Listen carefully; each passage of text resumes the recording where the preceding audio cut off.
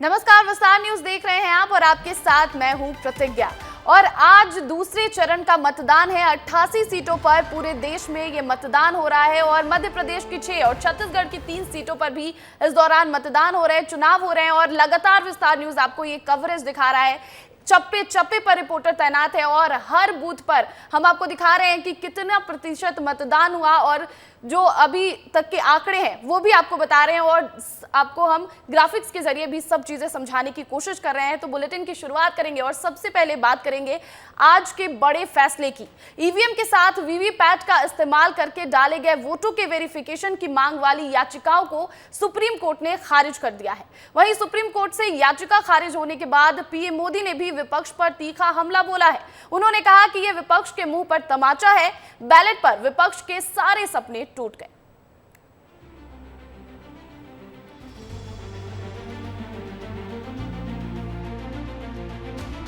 दूसरे चरण के मतदान के बीच सुप्रीम कोर्ट का ईवीएम और वीवीपैट को लेकर सुप्रीम फैसला आया है। एक ऐसी बहस जिस पर विपक्ष कई बार सवाल करता रहा है। जब सुप्रीम कोर्ट का फैसला आया तो जाहिर तौर पर ईवीएम की आलोचना करने वालों को झटका लगा। वीवीपैट को लेकर सभी याचिकाएं खारिज कर दी। बैलेट पेपर से चुनाव कराने की मांग भी खारिज की गई। सुप्रीम कोर्ट ने अपने फैसले में कहा कि वीवीपैट से 100% पर्चियों का मिलान नहीं होगा। वहीं कोर्ट ने वीवीपैट की पर्ची पर इलेक्शन कमीशन को बारकोड का सुझाव दिया है। अगर किसी को ईवीएम से आपत्ति हुई तो नतीजों के 7 दिन तक दोबारा जांच संभव हो सकते हैं और ये तमाम जांच कराने पर उम्मीदवार ही खर्च उठाएगा। अगर गड़बड़ी हुई तो पूरा खर्च वापस कर दिया जाएगा। इसके अलावा सुप्रीम कोर्ट ने साफ साफ निर्देश दिया है कि चुनाव ईवीएम से ही होगा। हम लोगों का ये कहना था कि ये ईवीएम जो है इनमें एक प्रोग्रामेबल मेमोरी होती है क्योंकि सिंबल लोडिंग करी जाती है और इसलिए इनको मैनिपुलेट किया जा सकता है अगर आप कोई उसमें मैलिशियस प्रोग्राम डाल दें। और इस वजह से ये ज़रूरी है कि जो वीवीपैट है उसका पूरा पेपर ट्रेल का ऑडिट होना चाहिए, सारे वीवीपैट स्लिप्स को काउंट करना चाहिए। आपको बता दें, वीवीपैट पर्चियों की 100% वेरिफिकेशन को लेकर एक्टिविस्ट अरुण कुमार अग्रवाल ने अगस्त 2023 में याचिका लगाई थी, जहां याचिका में कहा गया कि वोटर्स को वीवीपैट की पर्ची फिजिकली वेरीफाई करने का मौका दिया जाना चाहिए। वोटर्स को खुद बैलेट बॉक्स में पर्ची डालने की सुविधा मिलनी चाहिए। इससे चुनाव में गड़बड़ी की आशंका खत्म हो जाएगी। किसी सिस्टम पर आंख मूंद कर अविश्वास करना अनुचित संदेह को जन्म दे सकता है। इस संबंध में सुप्रीम कोर्ट का कहना था कि यह एक चुनावी प्रक्रिया है, इसमें पवित्रता होनी चाहिए। किसी को भी यह आशंका नहीं होनी चाहिए कि जो कुछ संभावनाएं बनी है वह नहीं किया जा रहा है। गौरतलब है कि इन याचिकाओं पर बुधवार को सुप्रीम कोर्ट ने जस्टिस संजीव खन्ना और जस्टिस दीपांकर दत्ता की बेंच ने फैसला सुरक्षित रखते हुए कहा था कि अगर किसी अन्य असंवैधानिक अथॉरिटी के कामकाज को कंट्रोल नहीं कर सकते हैं तो चुनाव आयोग ने हमारे संदेह दूर किए हैं। हम आपकी विचार प्रक्रिया को नहीं बदल सकते, हर संदेह के आधार पर आदेश जारी नहीं कर सकते। बुधवार को ही सुप्रीम कोर्ट ने चुनाव आयोग से 4 सवाल पूछे थे। पहला सवाल, क्या कंट्रोल यूनिट का वीवीपैट में माइक्रो कंट्रोल स्थापित है? दूसरा सवाल, माइक्रो कंट्रोलर क्या एक ही बार प्रोग्राम करने योग्य है? तीसरा सवाल, ईवीएम में सिंबल लोडिंग यूनिट कितने उपलब्ध है? चौथा सवाल, चुनाव याचिका की सीमा 30 दिन है और इसलिए ईवीएम में डेटा 45 दिनों के लिए संग्रहित किया जाता है, लेकिन एक्ट में इसे सुरक्षित रखने की सीमा 45 दिन है। क्या स्टोरेज की अवधि बढ़ानी पड़ सकती है? इन सवालों पर चुनाव आयोग ने कहा था कि वोटिंग यूनिट में एक बैलेट यूनिट, कंट्रोल यूनिट और एक वीवीपैट यूनिट होती है। सभी यूनिट में अपना अपना माइक्रो कंट्रोलर होता है। इस कंट्रोलर से छेड़छाड़ नहीं हो सकती। सभी माइक्रो कंट्रोलर में सिर्फ एक ही बार प्रोग्राम फिट किया जा सकता है। चुनाव चिन्ह अपलोड करने के लिए हमारे पास 2 मैन्युफैक्चरर्स है, एक ECI और दूसरा भारत इलेक्ट्रॉनिक्स। सभी ईवीएम 45 दिनों तक स्ट्रॉन्ग रूम में सुरक्षित रखी जाती है। अगर अर्जी दायर नहीं होती है तो स्ट्रॉन्ग रूम को खोला जाता है। कोई याचिका दायर होने की सूरत में स्ट्रॉन्ग रूम को सीलबंद रखा जाता है। सुप्रीम कोर्ट के इस फैसले पर आज अरिया में जनसभा कर रहे नरेंद्र मोदी ने विपक्ष को जमकर घेरा। आज जब पूरी दुनिया भारत के लोकतंत्र की, भारत की चुनाव प्रक्रिया की, भारत के चुनावों में टेक्नोलॉजी के उपयोग की वाहवाही करती है, तारीफ करती है, तब ये लोग अपने निजी स्वार्थ के लिए बदनीयत से ईवीएम को बदनाम करने पर लगे पड़े थे। सुप्रीम कोर्ट ने ऐसा करारा तमाचा मारा है, ऐसा करारा तमाचा मारा है, ये अब मुंह ऊंची करके देख नहीं पाएंगे जी। आपको बता दें, चुनाव के दौरान कोर्ट का ये फैसला काफी अहम हो गया है। वहीं ईवीएम पर सवाल उठाने वाली तमाम पार्टियां बैकफुट पर आ गई है। ब्यूरो रिपोर्ट, विस्तार न्यूज।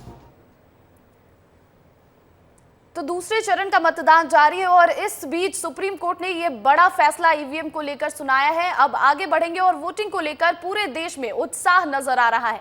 अलग अलग तस्वीरें आपको दिखाते हैं और शादी के बाद दूल्हा और दुल्हन मतदान करना नहीं भूले। मंडप से सीधे पोलिंग बूथ जा पहुंचे और अपना वोट डाला है। तो ये अलग अलग तस्वीरें आपको दिखा दें। कटिहार से दिखा रहे ये तस्वीर, पहली तस्वीर बिहार के कटिहार की, जहां पर शादी के बाद दूल्हा दुल्हन मंडप से उठे और सीधा मतदान करने पहुंच गए। अब दूसरी तस्वीर भीलवाड़ा राजस्थान से दिखा रहे हैं, जहां पर शादी के दौरान कैसे शादी को छोड़कर शादी से पहले मतदान जरूरी है, इस तस्वीर में सीधा समझा जा सकता है। अगली तस्वीर उदयपुर राजस्थान की तस्वीर, किस तरह से ढोल नगाड़े के साथ लोग मतदान करने जा रहे हैं। उसकी अगली तस्वीर पन्ना से है, मध्य प्रदेश की पन्ना की तस्वीर दिखाएं, जहां शादी के बाद दूल्हा दुल्हन मतदान करने पहुंचे। छतरपुर मध्य प्रदेश की ये तस्वीर, यहां भी दूल्हा दुल्हन एक साथ मतदान करने पहुंचे हैं। दमोह मध्य प्रदेश की आपको ये तस्वीर दिखाएं, यहां भी जो दूल्हा है वो मतदान करने पहुंचा है। अगली तस्वीर नरसिंहपुर मध्य प्रदेश की है, यहां भी दूल्हा दुल्हन मतदान करने पहुंचे। और इटारसी मध्य प्रदेश में से भी ये तस्वीर आपको दिखाएं, जहां दुल्हन शादी से पहले मतदान करने पहुंची। तो ये तमाम जो तस्वीरें आप देख पा रहे हैं, ये 8 तस्वीरें अलग अलग जगह की आपको हम दिखा रहे हैं और बता रहे हैं कि मतदान कितना जरूरी है, किस तरह शादी से पहले और शादी के बाद दूल्हा दुल्हन जो है वो मतदान करने पहुंच गए। महासमुंद से कांग्रेस प्रत्याशी ताम्रध्वज साहू ने महासमुंद के मतदान केंद्रों का निरीक्षण किया। वहीं उन्होंने अपनी जीत का दावा भी किया है। ताम्रध्वज साहू से खास बातचीत की है हमारे संवाददाता रोहित मिश्रा ने, आपको सुनाते हैं। महासमुंद से कांग्रेस के लोकसभा प्रत्याशी ताम्रध्वज साहू हमारे साथ हैं, उनसे बातचीत कर लेते हैं। सर, आज आपने पूरे लोकसभा भ्रमण किया, कितना आश्वस्त है जीत के लिए? जीत के लिए मैं पूरी तरह आश्वस्त हूं, क्योंकि जहां जहां भी मैं गया हूं लोगों के मन में उत्साह दिखा, उमंग दिखा और कांग्रेस के पक्ष में वातावरण है। हमारी जो बूथ है, बूथ के बाहर जो हमारे पंडाल हैं उसमें भीड़ लगी दिखी। तो इन सब चीज़ से हम लोगों ने आंकलन किया कि कांग्रेस के पक्ष में ज़बरदस्त वातावरण है। एक आध दो जगह ईवीएम को लेकर शिकायत आई, आप भी पहुंचे थे, क्या कुछ हुआ था? एक जगह मशीन बिगड़ने की शिकायत आई, एक जगह मशीन उल्टा रखने की शिकायत आई और एक जगह मशीन 2 नंबर दूसरे को प्रथम और प्रथम को दूसरा करने की। लेकिन शिकायत करने के बाद तत्काल उसको दुरुस्त कर लिया गया।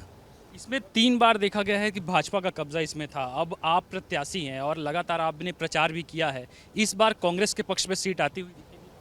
पूरी तौर पर, क्योंकि भाजपा का 3 बार रहा, उसके पहले तो 8-10 बार कांग्रेस के खाते में रही है सीट। बीच में 3 बार जरूर बीजेपी को चला गया, लेकिन उसके बाद फिर से अब आज से इस बार से कांग्रेस के खाते में ये सीट रहेगी। तो देखिए, सुबह से मतदान जारी है और लगातार लोग भी बढ़ चढ़कर मतदान में हिस्सा ले रहे हैं। और ताम्रध्वज साहू जो कि कांग्रेस के लोकसभा प्रत्याशी है महासमुंद से, उनका कहना है कि इस बार वो अपनी जीत के लेकर आश्वस्त है। कैमरा पर्सन किशोर के साथ रोहित मिश्रा, विस्तार न्यूज़, महासमुंद। तो आज दूसरे चरण का मतदान हो रहा है और ऐसे में सभी पार्टियां अपने अपने दावे और अपने अपने वादे कर रही हैं। और ऐसे में कैबिनेट मंत्री दिलीप अहिरवार ने मध्य प्रदेश में 29 में से 29 सीटों को जिताने का दावा किया है। उन्होंने लोगों को प्रोत्साहित भी किया। हमारे संवाददाता सुबोध त्रिपाठी ने दिलीप अहिरवार से खास बातचीत भी की है, आइए आपको वो भी सुनाते हैं। लोकतंत्र के महापर्व में अपनी आहुति देने के लिए राज्य मंत्री दिलीप अहिरवार जी भी हमारे साथ मौजूद हैं। छतरपुर के कुरियाना स्कूल में इनका मतदान केंद्र है, यहाँ पर वोट डालने के लिए। क्या कहेंगे मंत्री जी, आज यहाँ पर वोट डालने के लिए आए हैं, किस तरह से व्यवस्था है? देखिए, मैंने तो वोट डाल दिया है। मेरी छतरपुर जिले की जनता, मध्य प्रदेश की जनता से आग्रह है कि आप लोग भी वोट डालने निकलें, आपका अधिकार है। मैं अभी देख रहा हूँ कि जनता में बड़ा उत्साह है, भीड़ लगी हुई है और निश्चित रूप से भारतीय जनता पार्टी के पक्ष में वोट हो रहा है, उनका उत्साह दिख रहा है। नरेंद्र मोदी को तीसरी बार प्रधानमंत्री बनाने के लिए जनता व्याकुल है, वोट डालने के लिए तैयार है। हमारे मध्य प्रदेश के मुख्यमंत्री आदरणीय डॉक्टर मोहन यादव जी और प्रदेश के अध्यक्ष BD शर्मा जी के नेतृत्व में हम 29 की 29 सीटें जीतेंगे। जनता को उत्साह बता रहा है कि जीतेंगे और जीतने के साथ साथ इतिहास बनेगा। इतनी मतों से जीत होगी, खजुराहो हो चाहे टीकमगढ़ हो, हमारे मध्य प्रदेश की 29 की 29 सीटें भारत में इतिहास दर्ज करेगी। कई जगह पर देखा गया है कि चुनाव आयोग के भी निर्देशों का भी पालन नहीं किया जा रहा है, आपकी भी जानकारी आई होगी। देखिए, चुनाव थोड़ा बहुत छोटी मोटी चीज़ें आ रही हैं। मैं बात कर रहा हूँ अधिकारियों से, कहीं आधार कार्ड नहीं है तो वोट नहीं डालने दिया जा रहा है, ये थोड़ा समस्या आ रही है। ज़्यादा कोई नहीं, बाकी सब व्यवस्था बनी हुई है और सब चीज़ें हैं।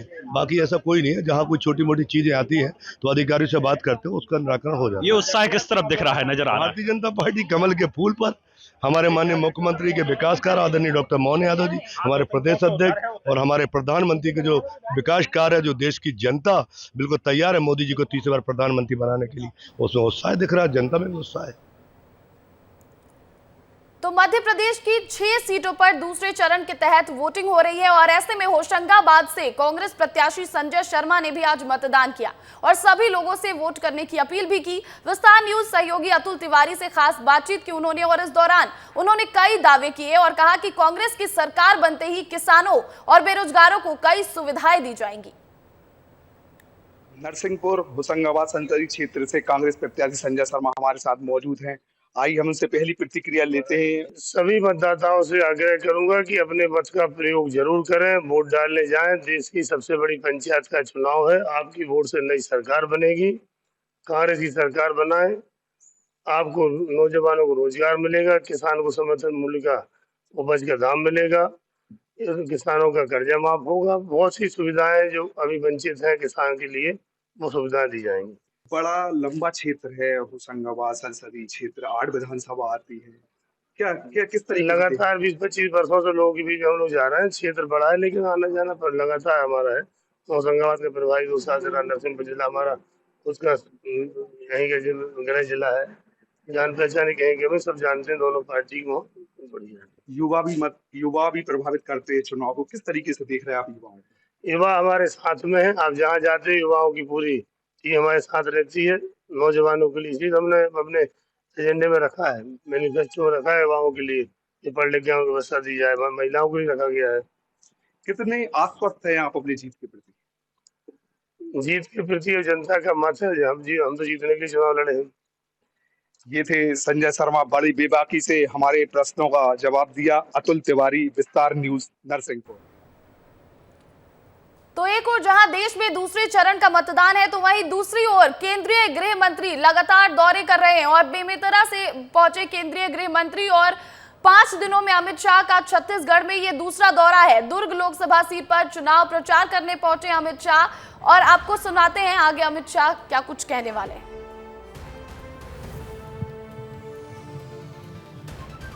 तो 5 दिनों में अमित शाह ये दूसरी बार छत्तीसगढ़ पहुंचे हैं और दुर्ग लोकसभा सीट पर चुनाव प्रचार करने पहुंचे हैं। बेमेतरा पहुंचे वहां पर। इसके पहले अभी थोड़ी देर पहले मध्य प्रदेश में थे। बैठ जाओ। अमित शाह का संबोधन अब आपको सुनाते हैं। मेरे साथ बोलिए, भारत माता की। क्यों भाई, दुर्ग वालों की आवाज को क्या हो गया है? अरे बैठ जाएंगे यार, तुम बैठ जाओ पहले, पीछे बैठते यार, बैठ जाइए। सभी लोग प्लीज बैठ जाइए भाई।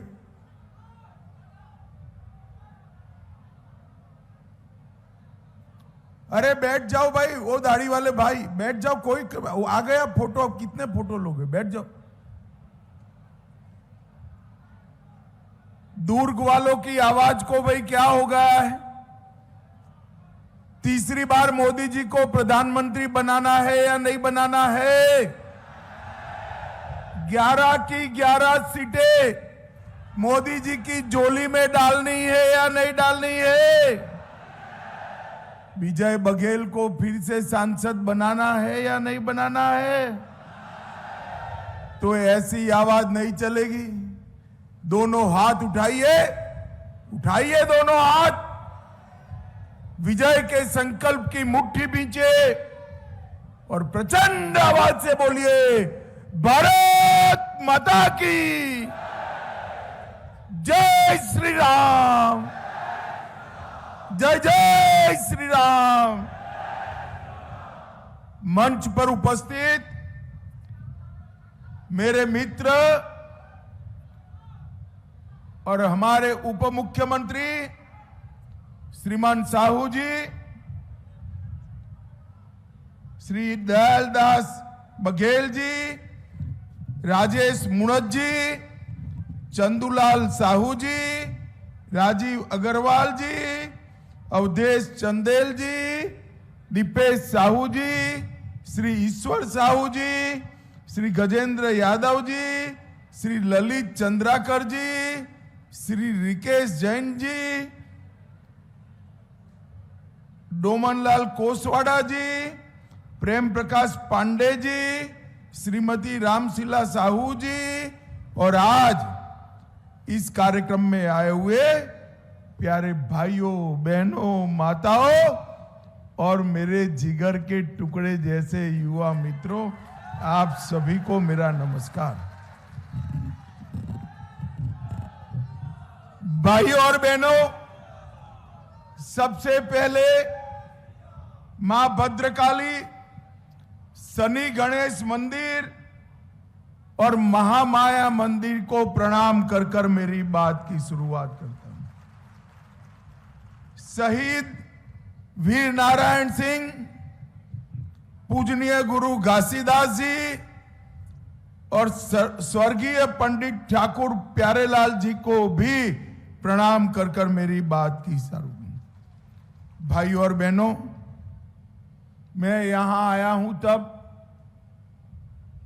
हमारे ही एक युवा भुवनेश्वर साहू, कांग्रेस की वोट बैंक की राजनीति ने जिसकी जान ली थी, वो भुवनेश्वर साहू को भी श्रद्धांजलि देकर मेरी बात की शुरुआत।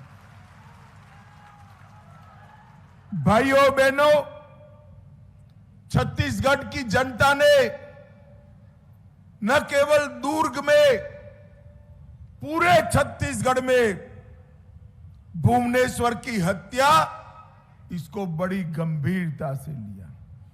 हमने श्री ईश्वर साहू को प्रत्याशी बनाया। कोई नहीं मानता था कि रविंद्र चौबे जैसे कद्दावर नेता को वो हरा देंगे, उनका सुपड़ा साफ। और छत्तीसगढ़ की जनता ने अपना मैंडेट दिया कि तुष्टीकरण की राजनीति छत्तीसगढ़ में नहीं चलेगी। भाइयों और बहनों, इस छत्तीसगढ़ को बनाने का विरोध एक कांग्रेस पार्टी करती थी। भाजपा के नेता और हमारे पूर्व प्रधानमंत्री भारत रत्न अटल बिहारी वाजपेयी ने छत्तीसगढ़ को बनाने का काम किया और 20 साल तक छत्तीसगढ़ में भाजपा सरकार चली और ये 20 साल के अंदर बीमारू छत्तीसगढ़ को विकसित छत्तीसगढ़ बनाने का काम भारतीय जनता पार्टी की सरकार ने की। गरीबों को पीडीएस के चावल नहीं मिलते थे, हमने पहुंचाया।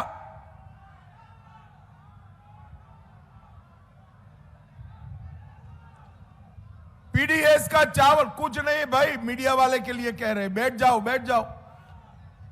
पीडीएस का चावल पहुंचाया, धान का सही मूल्य निर्धारण का काम भारतीय जनता पार्टी की सरकार ने किया और सबसे बड़ी उपलब्धि आने वाले 2 साल में छत्तीसगढ़ में से नक्सलवाद को हम समाप्त कर देंगे।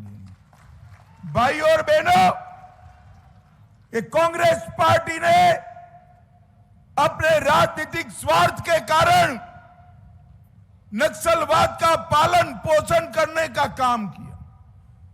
मोदी जी जब प्रधानमंत्री बने 10 साल के अंदर समग्र देश से नक्सलवाद समाप्त हुआ, मगर छत्तीसगढ़ में बच गया, क्योंकि यहां भूपेश कक्का की पंजाब सरकार थी, इसलिए बच गया।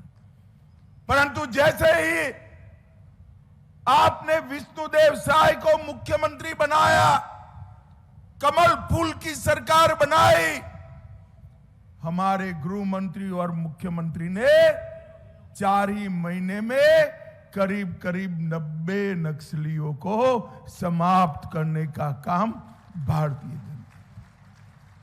123 लोग अरेस्ट किए गए और 250 लोग हथियार छोड़कर शरण में आए।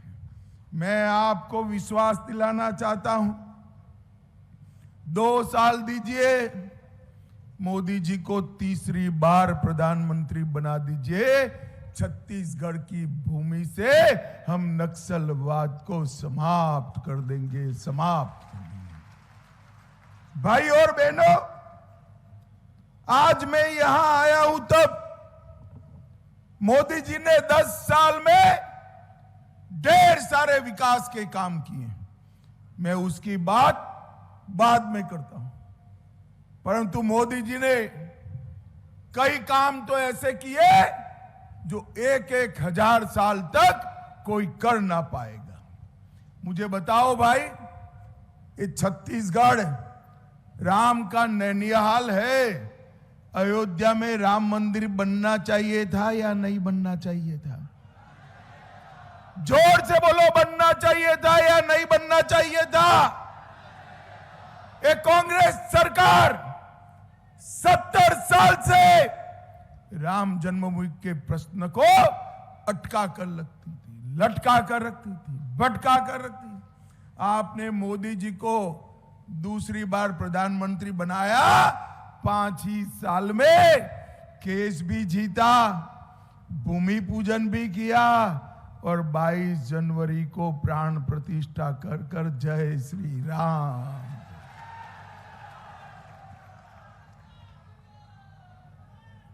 और ट्रस्ट वालों ने ये राहुल बाबा को निमंत्रण दिया, मगर राहुल बाबा प्राण प्रतिष्ठा में नहीं गए, क्योंकि उनको वो अपनी वोट बैंक का डर लगता है, वोट बैंक का डर लगता है।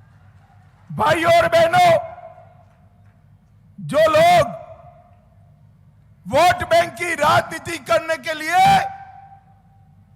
रामलला की प्राण प्रतिष्ठा का निमंत्रण ठुकरा दे, वो लोगों को इस देश पर शासन करने का अधिकार नहीं।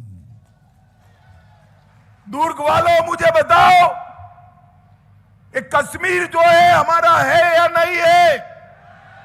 अरे जोर से बोलो, खरगे तक आवाज जानी चाहिए। कश्मीर हमारा है या नहीं है?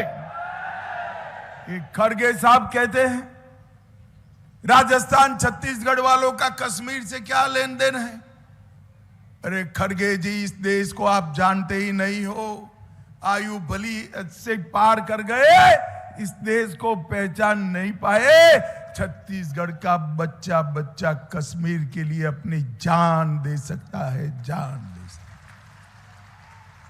है। भाई और बहनों, फिर से एक बार एक कांग्रेस पार्टी अपने वोट बैंक की लालच में कश्मीर में धारा 370 को अनेक साल तक संभाल कर रखी। ए फोटोग्राफर, यहां जाओ। अब अनेक साल तक संभाल कर रखी और एक अनोरस बच्चे की तरह गोदी में बिठा दिया। आप सभी ने मोदी जी को दूसरी बार प्रधानमंत्री बनाया। मोदी जी ने 5 अगस्त 2019 को धारा 370 को समाप्त कर दिया। और एक कश्मीर हमेशा के लिए भारत का हिस्सा बन गया। भाई और बहनों, मैं आपको बताना चाहता हूं, मैं पार्लियामेंट में जब कश्मीर का बिल लेकर खड़ा हुआ, ये विजय जी थे, राहुल बाबा कहते थे धारा 370 मत हटाइए। मैंने पूछा क्यों ना हटाए, तो उन्होंने कहा खून की नदियां बह जाएगी। अरे राहुल बाबा, 5 साल हो गए, खून की नदियां छोड़ो, किसी की कंकर चलाने की हिम्मत नहीं है। कंकर चलाने, ये नरेंद्र मोदी सरकार है। नरेंद्र मोदी सरकार ने इस देश से आतंकवाद को समाप्त कर दिया। भाई और बहनों,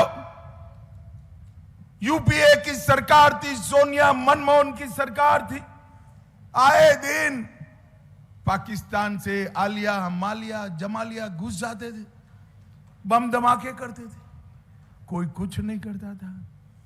आपने मोदी जी को 14 में प्रधानमंत्री बनाया, फिर से पाकिस्तान को आदत जो लगी थी, उरी और पुलवामा में हमला किया। मगर इस बार मनमोहन सिंह प्रधानमंत्री नहीं थे, नरेंद्र मोदी प्रधानमंत्री थे। नरेंद्र मोदी सरकार ने 10 ही दिन में सर्जिकल स्ट्राइक और एयर स्ट्राइक कर पाकिस्तान के घर में घुसकर आतंकवादियों का सफाया करने का काम नरेंद्र मोदी जी ने, इस देश को सुरक्षित करने का काम मोदी जी ने 25 करोड़ गरीबों को गरीबी रेखा के बाहर निकालने का काम, 80 करोड़ गरीबों को प्रति माह 5 किलो चावल प्रति व्यक्ति प्रति माह मिलता है। और मोदी जी को तीसरी बार प्रधानमंत्री बना दो, 29 तक मिलता रहेगा, कोई नहीं रोक पाएगा। 12 करोड़ शौचालय बनाकर गरीब माता बहनों को सुरक्षा और सम्मान देने का काम नरेंद्र मोदी जी ने किया। 4 करोड़ गरीबों के घर बनाए।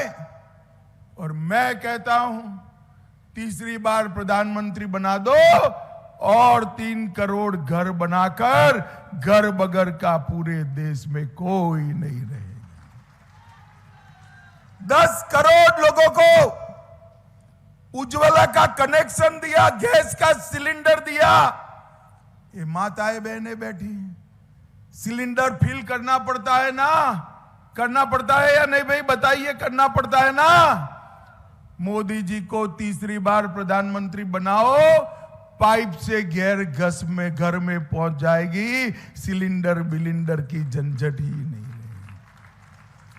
भाइयों बहनों, 14 करोड़ लोगों को घर में नल से जल देने का काम प्रधानमंत्री जी ने किया।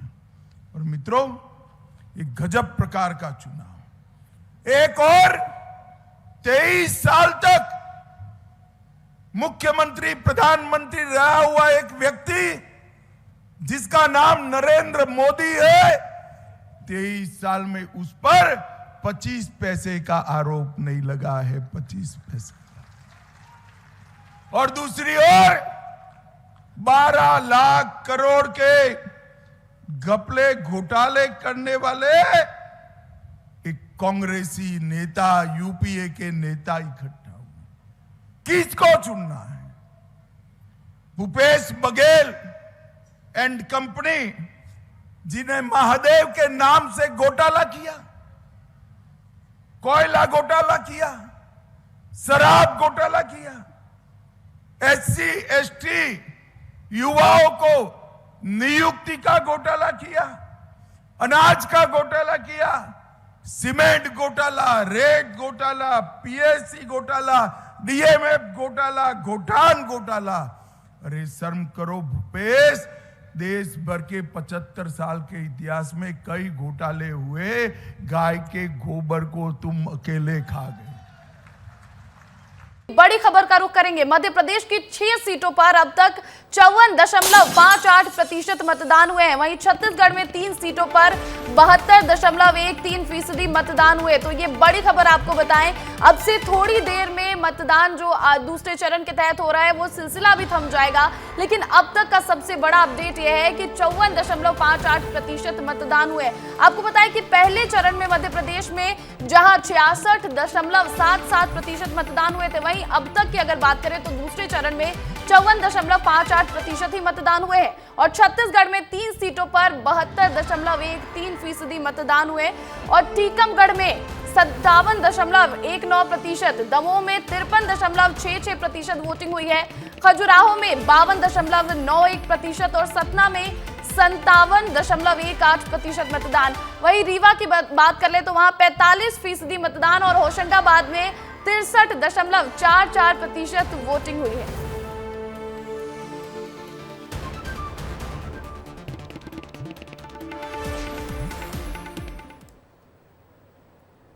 तो दूसरे चरण के तहत मतदान है और मध्य प्रदेश की 6 सीटों पर मतदान हो रहा है। और फिलहाल स्टूडियो में मेरे साथ बातचीत करने के लिए विष्णु खत्री जी, बीजेपी विधायक मौजूद हैं। उनसे बातचीत करेंगे और जानेंगे कि जो मतदान हो रहे हैं दूसरे चरण में उसको लेकर बीजेपी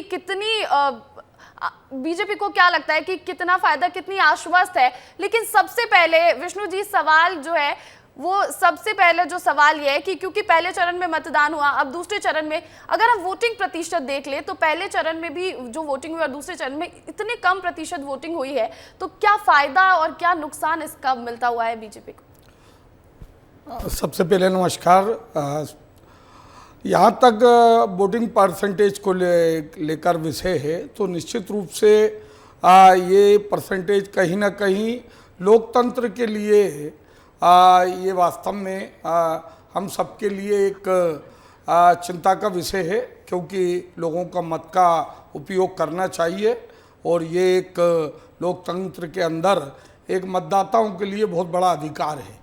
यहाँ तक भारतीय जनता पार्टी की बात है कि आज द्वितीय चरण में 6 लोकसभा सीटों पर मतदान हो रहा है और हम ये 6 के 6 लोकसभा सीटें हम लोग जीतने वाले हैं। आप देखिए खजुराहो, अभी हम देख रहे थे कि 52% का आप बता रहे हैं कि 52% मतदान हो चुका है। यहाँ पर कि कांग्रेस का कैंडिडेट भी नहीं है, तो वहाँ पर भी मतदाताओं ने उत्साह में वोट किया है, लेकिन फिर भी अभी कम है। लेकिन मुझे ऐसा लगता है कि जब सारे आंकड़े आएंगे तो ये प्रतिशत कहीं ना कहीं निश्चित रूप से बढ़ेगा। और भारतीय जनता पार्टी की यहाँ तक बात है तो वो अपनी जीत को लेकर हम आश्वस्त हैं। बिल्कुल विष्णु जी, आपसे आंकड़ों पर भी बात करेंगे, लेकिन सबसे पहले कांग्रेस के प्रवक्ता अयोध्या तिवारी हमारे साथ जुड़ गए हैं। आपका बहुत बहुत स्वागत है विस्तार न्यूज पर।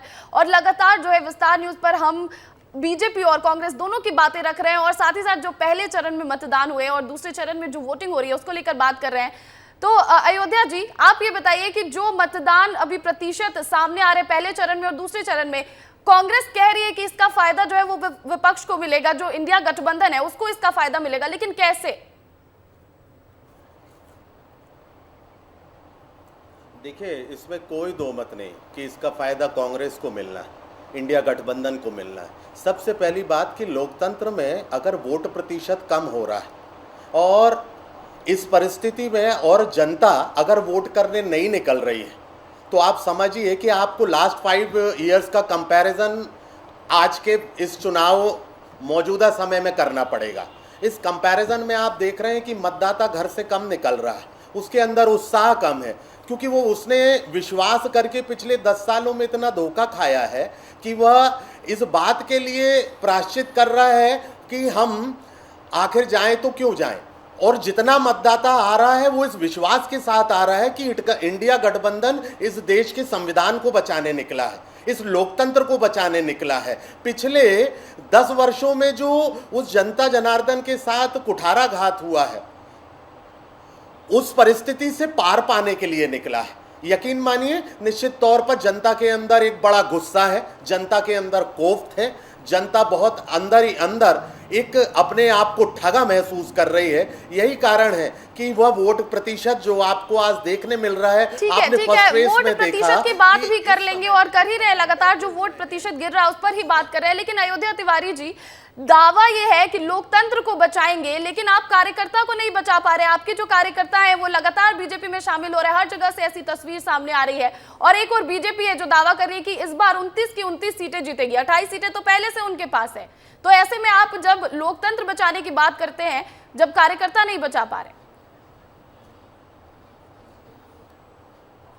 आप मुझे एक बात बताइए, जो पार्टी पिछले 10 साल से सत्ता में है और 5 से 7 दिन पहले वो अपना चुनावी घोषणा पत्र जारी कर रही है, आप समझ सकते हैं कितनी धीर गंभीर है देश को चलाने को लेकर, लोकतंत्र को बचाने को लेकर, युवाओं को लेकर, महिलाओं को लेकर, बुजुर्गवारों को लेकर, रोजगार को लेकर, कृषक लोगों, किसानों को लेकर। आप सोचिए कि आप परिस्थितियां क्या। और अब आपकी मूल बात पर आता हूं कि हमारा कार्यकर्ता वहां जा रहा है, हमारे कार्यकर्ता वहां की ओर मूव हो रहे हैं। ये मूव नहीं हो रहे हैं, उनको डराया जा रहा है, उनको धमकाया जा रहा है, उनके कामकाजों पर पैनी निगाह रखी जा रही है, उनके कामकाजों को लेकर, उनके व्यापार को लेकर, आप डराने की बात करें तो विष्णु खत्री जी यहाँ पर मौजूद है, उनसे ही बात कर लेते हैं। क्यों डरा रहे हैं? कार्यकर्ता को डरा के फिर बीजेपी में शामिल किया जा रहा है। लगातार विपक्ष हमलावर है, लगातार आरोप लगा रही है कांग्रेस। ना किसी को डराया जा रहा है, ना किसी को धमकाया जा रहा है। कांग्रेस का कार्यकर्ता दुखी होकर, क्योंकि अब ये कांग्रेस अब गांधी की कांग्रेस नहीं बची है। जो गांधी जी जो अंतिम समय में हेराम केकर जिन्होंने अपनी शरीर को छोड़ा, आज वो जो है राम मंदिर की प्राण प्रतिष्ठा के आमंत्रण को ठुकरा रही है। आज ये कांग्रेस जो है ये सनातन विरोधी लोगों से गठबंधन कर रही है। आज ये कांग्रेस राम के अस्तित्व को नकार रही है। तो इसलिए कार्यकर्ता कहीं ना कहीं उसके अंदर जो स्वाभिमान है, अंतरात्मा उसको झकझोर रही है कि क्या वास्तव में ये गांधी की वो कांग्रेस है कि जिसके जो स्वतंत्रता आंदोलन के अंदर जिनके पूर्वजों ने भाग लिया था। तो आज जो है वो इसलिए लोग कांग्रेस छोड़कर भाजपा के राष्ट्रवादी विचारों से के कारण आ रहे हैं। और दूसरा, यहाँ तक गांव, गरीब, किसान, महिलाएं, बुजुर्ग, नौजवान, हर वर्ग के लिए जो काम किया है भारतीय जनता पार्टी ने, आज इस देश के अंदर जो है एक सकारात्मक एक वातावरण बना है, लोगों के अंदर एक ऊर्जा का संचार हुआ है। भारत आज दुनिया की 5वीं अर्थव्यवस्था बना है। आज विदेशों में भारत का सम्मान जो बढ़ा है, जी लोगों के अंदर एक आशा। बिल्कुल, आप जो राम मंदिर की बात जो बीजेपी बार बार लेकर आ रही है, अयोध्या तिवारी जी, बात तो वही है, क्योंकि कार्यकर्ता भी यही कह रहे हैं कि कहीं ना कहीं हिंदू विरोधी पार्टी होती जा रही है और इस वजह से वो बीजेपी में शामिल हो रहे हैं। तो जो आप लोगों ने नहीं जाने का फैसला किया कि जब राम मंदिर निर्माण हुआ, प्राण प्रतिष्ठा के कार्यक्रम में नहीं गए, तो कहीं ना कहीं कांग्रेस पर यह महंगा पड़ता नजर नहीं आ रहा? मैं आपसे पूछता हूं मैम, आप बताइए कि भगवान राम की प्राण प्रतिष्ठा होनी है, भारतीय जनता पार्टी तय करेगी कि भगवान राम की प्राण प्रतिष्ठा कब होनी है। सनातनी है हम, हमारे सनातन के जो ध्वजवाहक हैं, हमारे जो गुरुवर लोग हैं, वो तय करेंगे कि भगवान राम की प्राण प्रतिष्ठा कब होनी है। तो ये राजनीतिक विषय है ही नहीं, यही तो सवाल है कि ये राजनीतिक विषय है ही नहीं। भगवान राम को राजनीति में तो आप लेकर आ रहे हैं, भगवान राम तो राजनीति का विषय है ही नहीं। एकजुट होना चाहिए था, सभी को पहुंचना चाहिए था। आप लोग भी स्वागत करते फिर राम का, क्यों नहीं गए फिर आप? नहीं, आप मुझे प्रतिज्ञा जी ये बताइए कि भारतीय जनता पार्टी तय करेगी कि हम कब एकजुट होंगे, नरेंद्र मोदी जी तय करेंगे कि हमें वहां कब पहुंचना है अयोध्या में। तारीख जो थी उस तारीख पर नड्डा जी तय करेंगे कि हम वहां पर आकर वहां दर्शन करें। सुनिए तो नहीं, आप देखिए ये भगवान एक मैसेज तो चला गया, जो सनातन समर्थी उनका कहना है कि सनातन विरोधी होती जा रही है कांग्रेस। ये मैसेज कहीं ना कहीं तो गया ना प्राण प्रतिष्ठा में नहीं जाने की वजह से। हमारी श्रद्धा का विषय है। ये भारतीय जनता पार्टी जो मुखौटा लगाकर धर्म का मुखौटा लगाकर लोगों को ठगने और छलने जाती है, इनके छलावे में हम नहीं आएंगे। हम तय करेंगे, हमें अगर आज किसी भगवान के दर्शन करने जाने हैं, इन पर इल्जाम लगाते हैं, लेकिन कार्यकर्ता तो आपके जा रहे हैं और वही कह रहे हैं, आपके खुद के कार्यकर्ता कह रहे हैं। कल एक कार्यकर्ता सम्मेलन की तस्वीरें आई थी जहां पर नेता ज्यादा मौजूद थे और कार्यकर्ता कम थे। तो कार्यकर्ता तो बीजेपी में जा रहे हैं और हिंदू विरोधी बता रहे हैं, तो ऐसे में नुकसान तो आपका हुआ।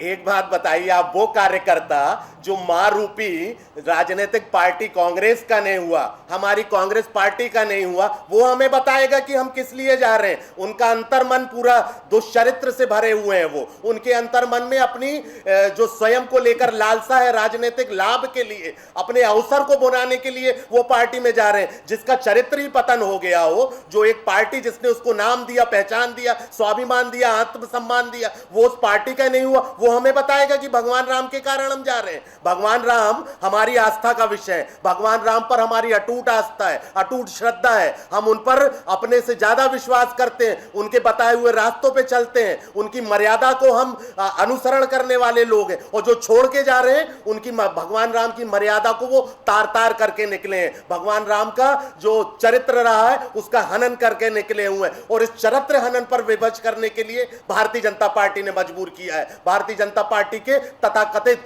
जो नेता हैं उन्होंने मजबूर किया है, डराया है, धमकाया है। और भगवान राम को तो आड़ में लिया जा रहा है। भगवान राम इन्हें जीवन में माफ नहीं करेंगे। डरा धमका रही है, लेकिन आप तो आश्वस्त हैं कि 29 की 29 सीटें जीतेंगे। अब तो फिर छोड़ दीजिए, विपक्ष को छोड़ दीजिए। फिर आप क्यों यहाँ पर जो रैलियां हो रही हैं और जो बड़े बड़े दिग्गज हैं वो तमाम पहुंच रहे हैं, तो क्या मैसेज? देखिए, भारतीय जनता पार्टी ये केवल चुनाव में ही नहीं, पूरे सारा साल हम काम करते हैं, जनता के बीच में रहते हैं, हमारा संगठन पूरा सक्रिय रहता है, हमारी गतिविधियां हम लगातार करते हैं, संगठनात्मक हो या जनता के बीच में हो। और यहाँ तक जीत के प्रति हम निश्चित रूप से आश्वस्त हैं। और ये जो जिस प्रकार का कि भारतीय जनता पार्टी तय करेगी कि इस देश के अंदर क्या होगा, तो निश्चित रूप से करेगी, क्योंकि आज इस देश के अंदर हम नेतृत्व कर रहे हैं। हमारा प्रधानमंत्री भारत के प्रधानमंत्री हैं। और ये राम की, यहाँ तक जब ये बात करते हैं कि हम राम के प्रति हमारी आस्था है, इन्हीं की सरकार, जब यूपीए की सरकार थी इस देश के अंदर, तो ये सेतु समुद्रम परियोजना लेकर आए थे। टीआर बालू उसके मंत्री थे और उसके अंदर राम सेतु को तोड़ने का पूरा प्रयत्न किया गया था। उस समय भारतीय जनता पार्टी और संघ परिवार के लोगों ने उसका विरोध किया। हमने न्यायालय में लड़ाई लड़ी और न्यायालय के अंदर इन्होंने हलफनामा दिया था कि राम और रावण युद्ध के कोई प्रमाण नहीं मिलते, ये काल्पनिक चरित्र है, ये इस प्रकार के। और आज जो ये जो बातें कर रहे हैं कि हम राम को अपने से ज़्यादा मानते हैं और ये करते हैं, ये केवल इनका ये छलावा है। ये जब जब समय आता है अपने उसके हिसाब से ये परिभाषा गढ़ लेते हैं।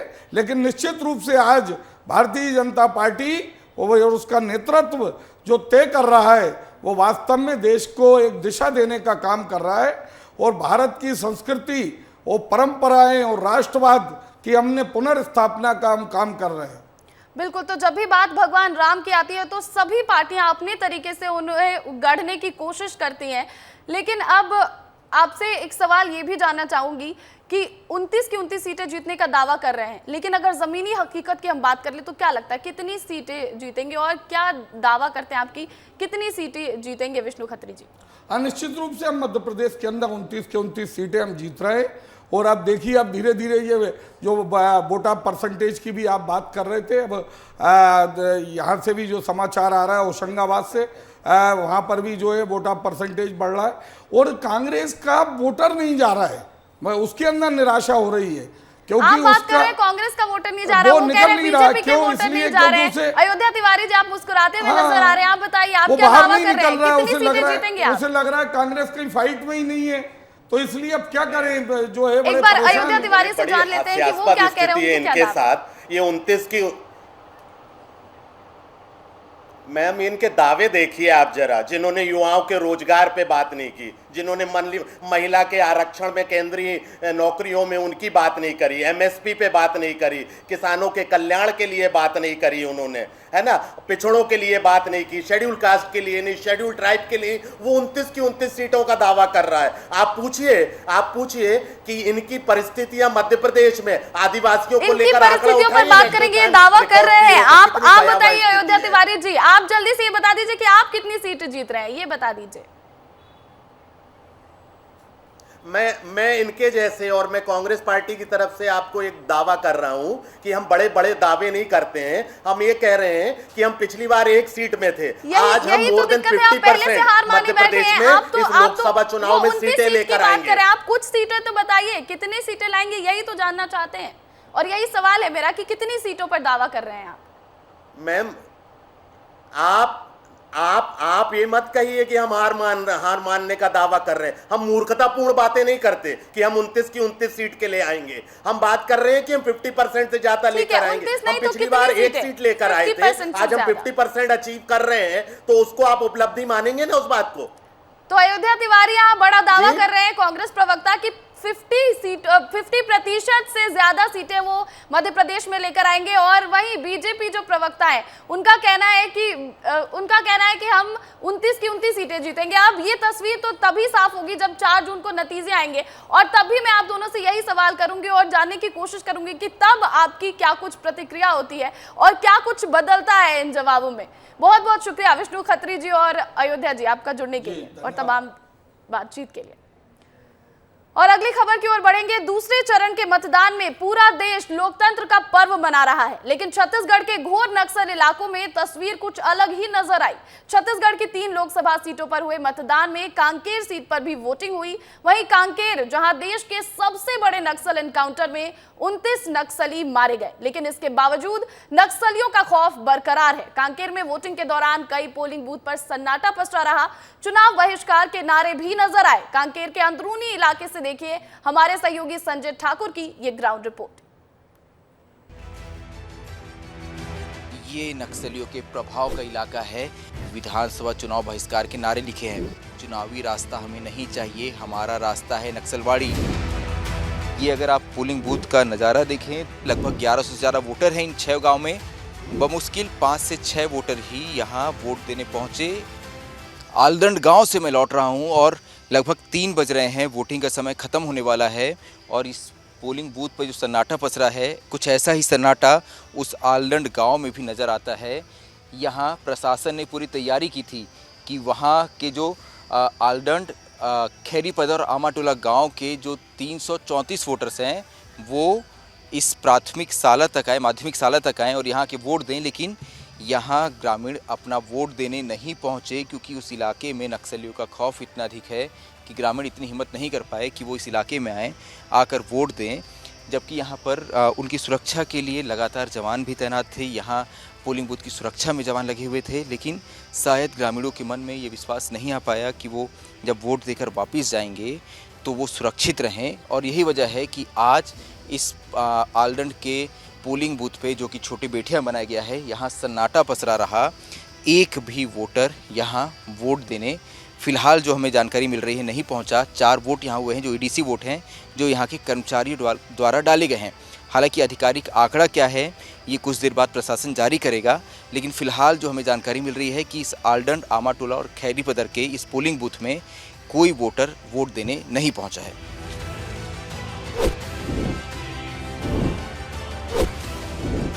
कांकेर के छोटी बेटिया इलाके में जो पोलिंग बूथ शिफ्ट किए गए थे, वहाँ सन्नाटा पसरा है। वहाँ कोई व्यक्ति वोट देने नहीं पहुँचा। कारण क्या है यह जानने हम उस आलदंड गांव में ही पहुँच गए, जहाँ का पोलिंग बूथ आज खाली है, जहाँ कोई वोटर वोट देने नहीं पहुँचा। देखिए गांव में घुसते आपको क्या नज़र आता है। विधानसभा चुनाव बहिष्कार के नारे लिखे हैं, मतलब ये नारे नक्सलियों ने 6 महीने पहले लिखे होंगे। यहाँ इस नारे को पढ़िए, नक्सलियों ने साफ लिखा है, चुनावी रास्ता हमें नहीं चाहिए, हमारा रास्ता है नक्सलवाड़ी। मतलब वो चुनाव पे विश्वास नहीं करते हैं। वो चाहते हैं कि बंदूकों के दम पर यहाँ पर सत्ता हथियाई जाए। थोड़ी ये तस्वीर भी दिखाइए संजू, इन बच्चों को दिखाओ, इन मासूम बच्चों के चेहरा दिखाइए। देखिए कितना डर है यहाँ पे लोगों के मन में। ये लोग कैमरा देखते ही, हमें देखते ही भाग जाते हैं। नक्सलियों द्वारा चुनाव बहिष्कार के बीच ये हिम्मत नहीं जुटा पाए कि वो वोट डालने अपने घरों से निकले और यहाँ से करीब 12 किलोमीटर दूर है उनका पोलिंग बूथ छोटे बेटिया में, वहाँ जाएं। हालांकि देखिए ये सफ़र भी लंबा है, लेकिन इसके बावजूद एक भी वोटर, जब हम 12 बजे वहाँ थे तब तक सिर्फ 4 वोट वहाँ पड़े थे, और ये 4 वोट थे ईडीसी वोट, यानी कि जो मतदान दल वहाँ पहुँचा, जो कर्मचारी थे उन्हीं के द्वारा वो 4 वोट वहां डाले गए थे। ये पूरा गांव देखिए। तो अभी आपने जो ग्राउंड रिपोर्ट देखी उसे हम विस्तार से बताएंगे हमारे सहयोगी संजय ठाकुर की पूरी ग्राउंड रिपोर्ट आज रात 9:30 बजे देखिए विस्तार विशेष में। और फिलहाल मुझे दीजिए इजाजत और बने रहिए विस्तार न्यूज के साथ, क्योंकि यहाँ खबरें लगातार जारी हैं।